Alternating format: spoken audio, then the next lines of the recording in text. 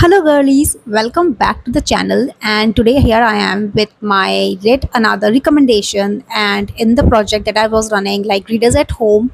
And for this month June the theme is romance books, and I have picked it up Love on the Brain as a recommendation for the readers. Love on the Brain is a book written by Ali Hazelwood, and the story revolves around Levi and B.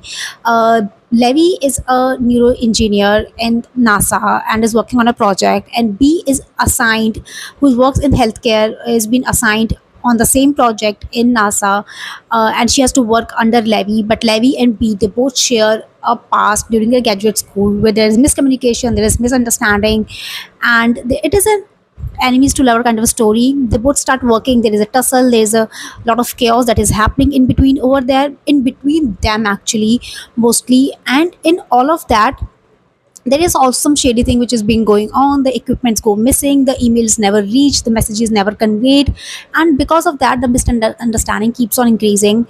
Levy and B, in between all of that, all of this chaos which is happening in the project in NASA, starts trusting each other with the communication, or with little by little, trust they start trusting each other. They find out the loopholes, and eventually they find out what is actually going on and who is responsible for all the chaos that is happening in that.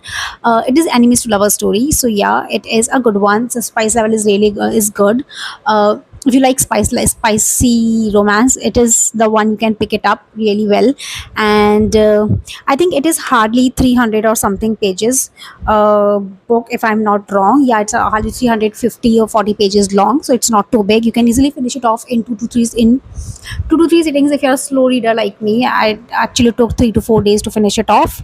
And yeah, so this is the recommendation for this month. And let me know if you have read this book, and if you plan to read this book, comment down your reviews on that. All right, I'll see you in the next one. Till then, bye bye.